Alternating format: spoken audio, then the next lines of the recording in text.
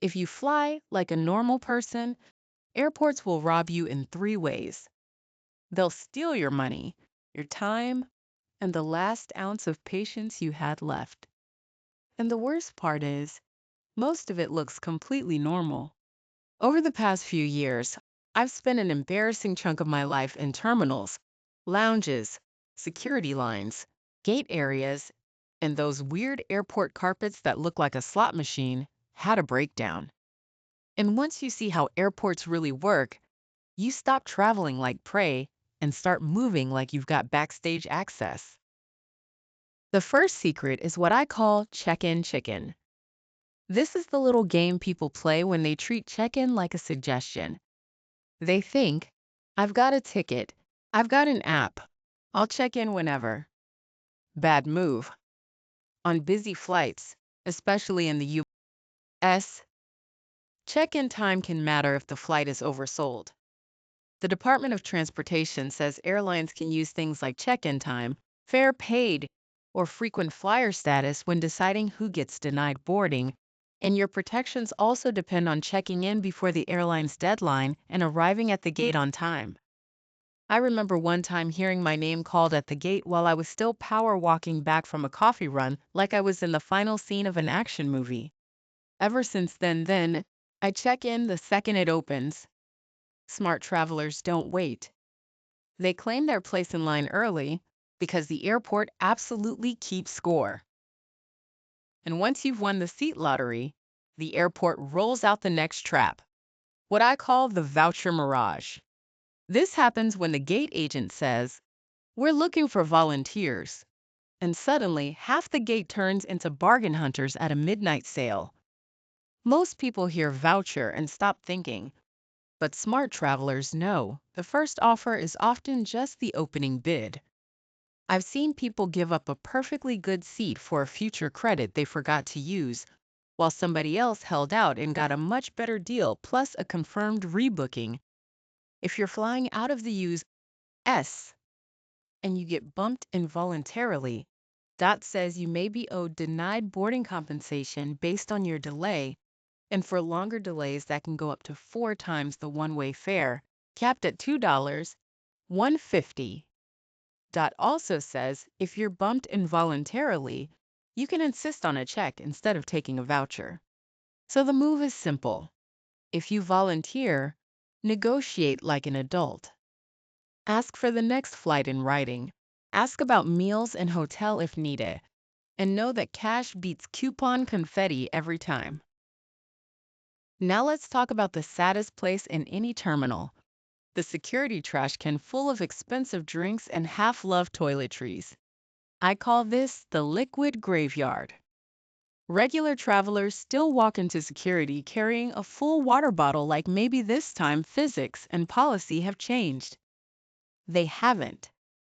TSA's rule is still travel-sized liquids in containers of 3, 4 ounces, or 100 milliliters, all fitting in one quart-sized bag.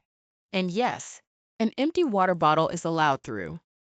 I learned this the hard way years ago when I watched a perfectly innocent bottle of overpriced airport juice get tossed like it had committed tax fraud. Now I carry an empty bottle every time, fill it after security, and save my money for something more useful, like not paying $6 for water. And if you have medically necessary liquids, tell the officer up front instead of hoping nobody notices. That one little habit feels small until you realize how many times airports quietly charge people the "I forgot" tax. Even people who beat the liquid trap still get swallowed by the next machine. I call this the security bin domino. You know the scene. Somebody reaches the front of the belt and only then starts discovering they own a laptop, a belt, 3 phones, coins from 4 countries, and a jacket with the storage capacity of a studio apartment. That person knocks over the whole line. Smart travelers get ready before they reach the scanner. Pockets empty. Watch off. Laptop easy to reach if the lane requires it. Bag organized so you're not performing surgery in public. TSA has literally told travelers to start with an empty bag, And their guidance also says electronics larger than a cell phone may need to come out in standard screening. If you have TSA PreCheck in the US, it gets even easier. Shoes, laptops, 311 liquids, belts, and light jackets usually stay put, and TSA says about 99% of pre-check passengers wait less than 10 minutes. I'm telling you, the smoothest person in the line is rarely the luckiest. They just packed like they've been hurt before.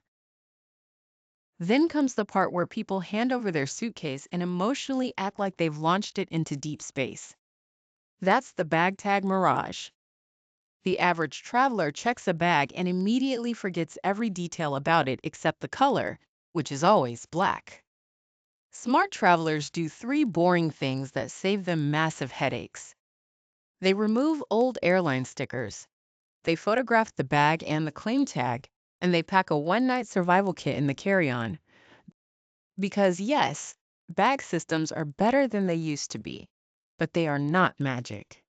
IATA says airlines still mishandled 33.4 million bags in 2024, or 3 bags per 1,005 passengers, even with tracking improvements.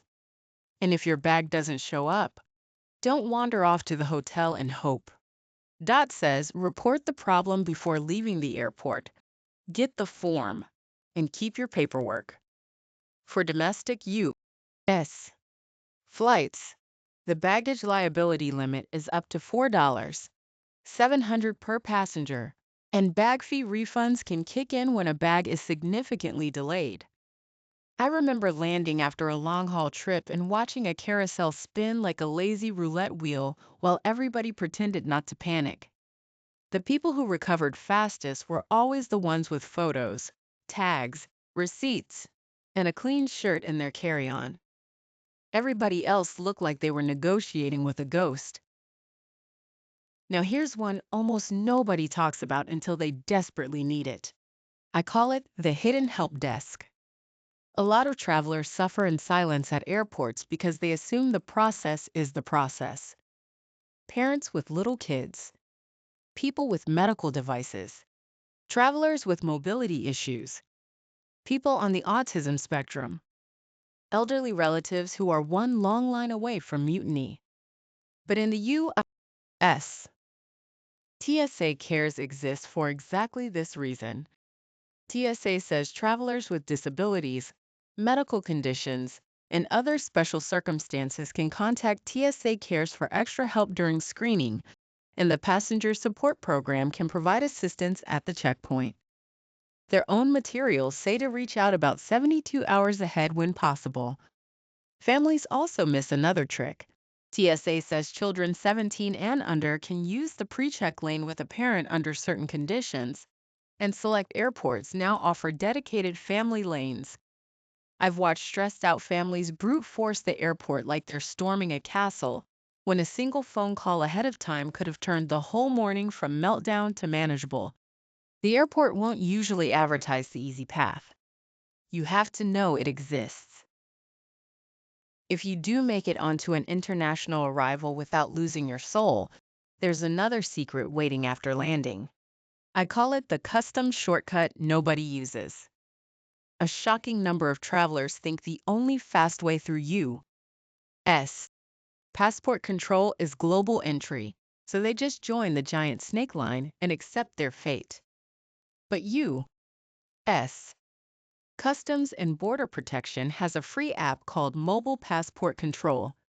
CBP says eligible travelers can submit their passport information, photo, and custom declaration through the app up to 4 hours before landing or immediately after landing, then use the designated lane at participating locations. The first time I used it, I felt like I had found a side door in a video game. Same airport, same arriving crowd, totally different experience. Everyone else was inching forward like wet cement, and I was already looking for my bag. It is one of those airport hacks that feels fake until you try it, and then you get mildly angry that nobody told you sooner. And finally, Let's talk about the airport secret that doesn't hit your wallet first. It hits your body. I call this the dry cabin trap. People start a trip with a giant coffee, maybe an airport, beer, maybe both. Then they get on the plane and wonder why they arrive, feeling like an old receipt. CDC says aircraft cabin air is typically dry, usually around 10 to 20% humidity, and it can dry out your eyes and upper airway. The CDC also warns that alcohol and caffeine can worsen dehydration and make jet lag feel worse. I remember one overnight flight where I landed and my tongue felt like Velcro. My skin was tight, my eyes were angry, and my stomach had staged a quiet rebellion somewhere over the Atlantic. Since then, I treat hydration like part of my boarding pass. Water before the flight, water after security, less alcohol in the air, more when I'm actually at the hotel and my body isn't trying to survive. Row 28. The airport loves when you act like your body is an afterthought. Smart travelers don't. Airports are basically giant stress experiments with better signage, and the people who move through them best are usually not richer or luckier. They just know where the traps are. So now I want to hear from you. What's the sneakiest airport trick you learned the hard way? Drop it in the comments, because the best travel advice usually comes from somebody else's near disaster. And if you want to save money before you even step into the terminal, click the next video, because that's where I break down the flight booking tricks airlines really hope you never